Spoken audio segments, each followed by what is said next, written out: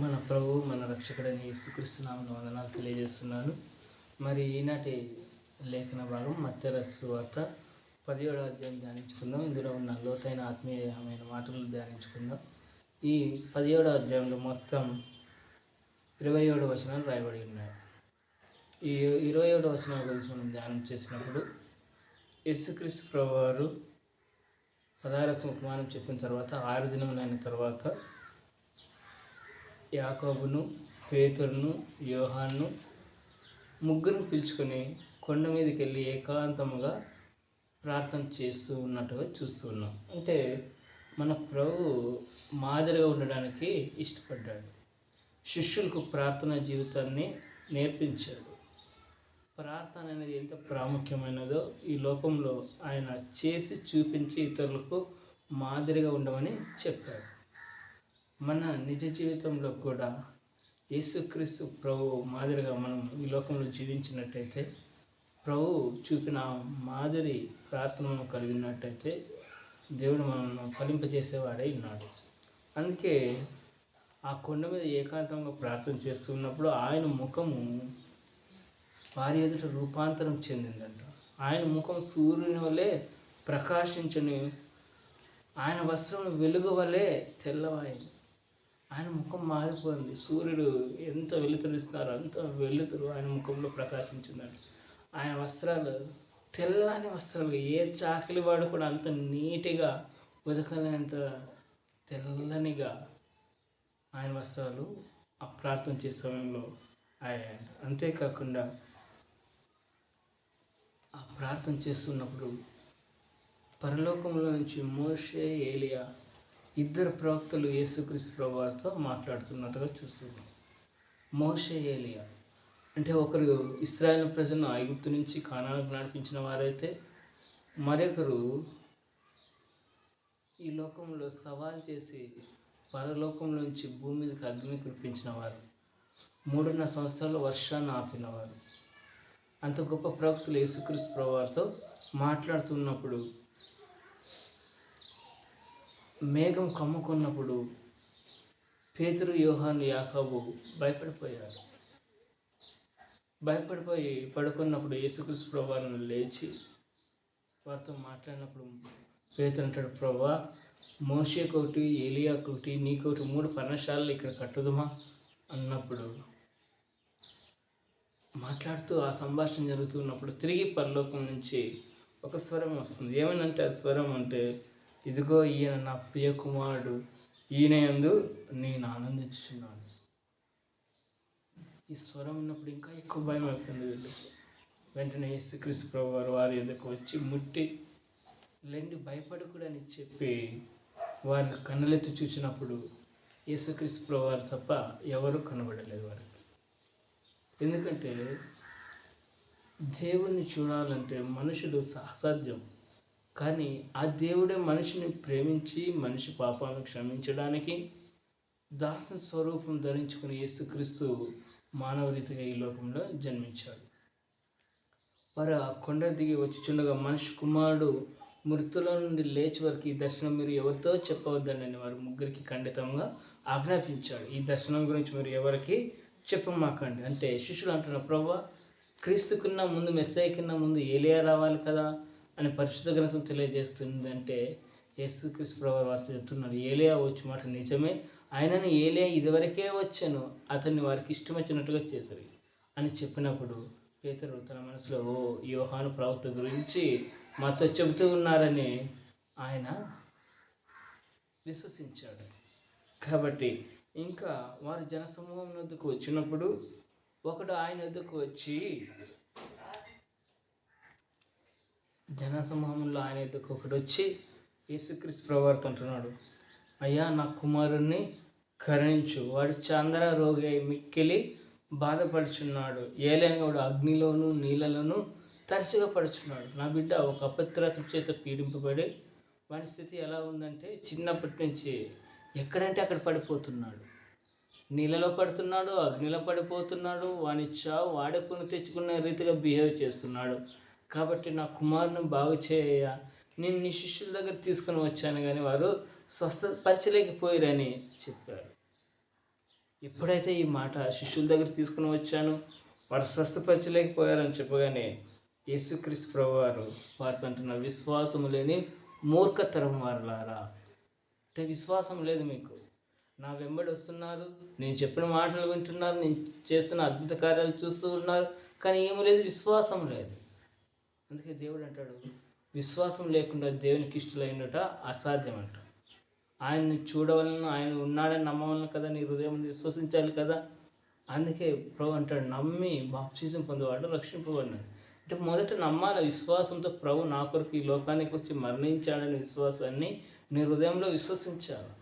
అందుకే వారు అంటాడు, విశ్వాసం లేని మూర్ఖతరం ద్వారా ఎంతకాలం నేను మిమ్మల్ని సహించును అని వాడిని నా ఎద్దుకు తీసుకుని రండి అని చెప్పగా, వాడిని ఆ బాలుని పిలుచుకుని వచ్చినప్పుడు యేసుక్రీస్తు ప్రభువారు ఆ దయ్యమును గద్దింపగా అది వాడిని వదిలిపోయాను. అంటే ఆ దయ్యం గద్దించాడు.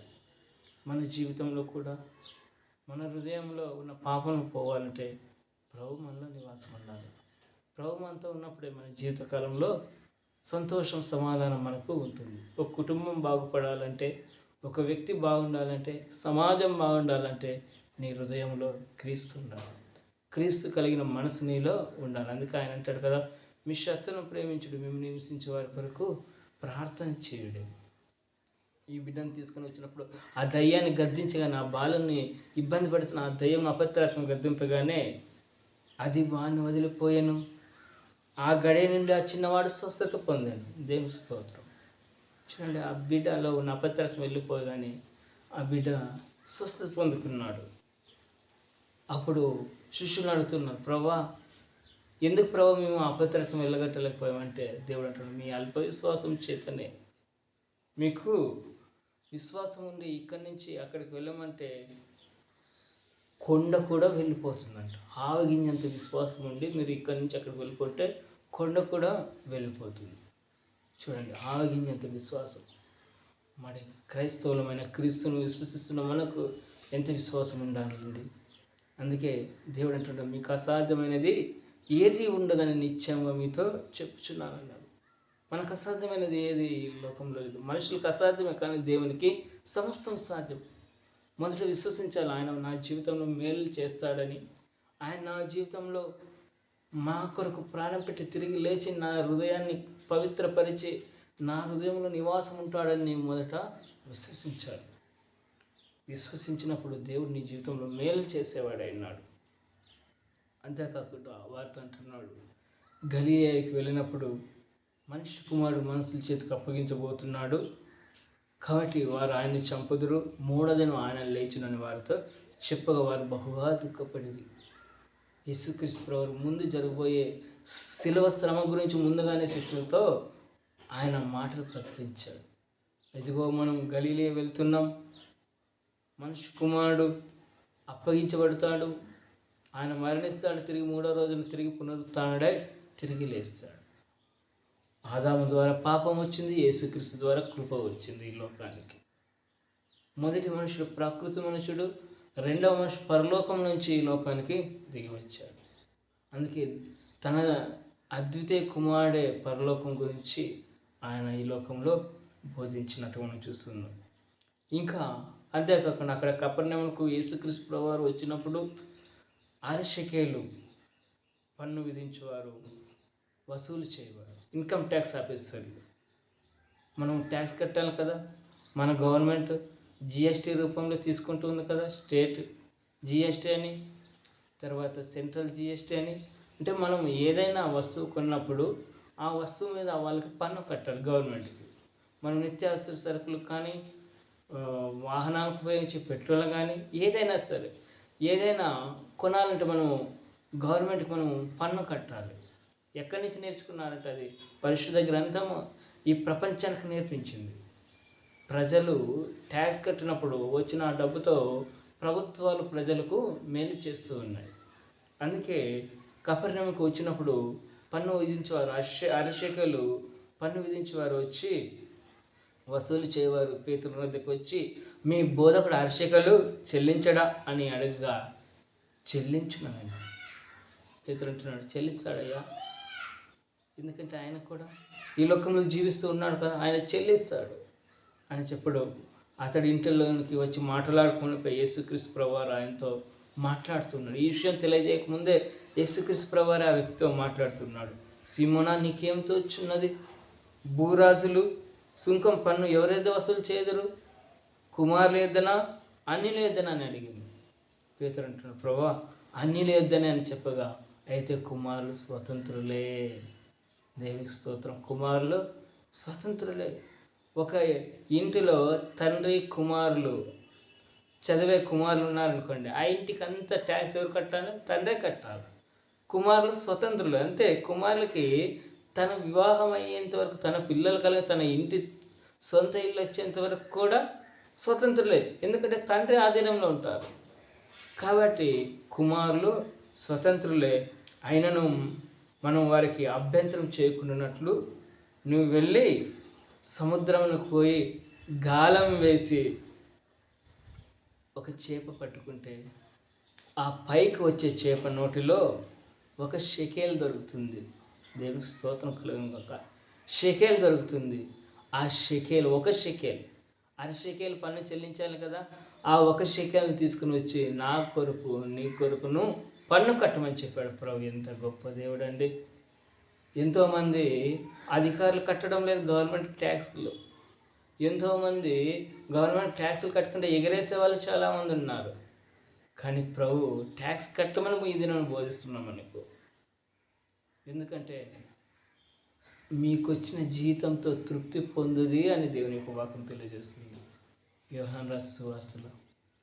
కాబట్టి మీరు ఈ లోకంలో ధనం గురించి విచారణ చేయమాకండి.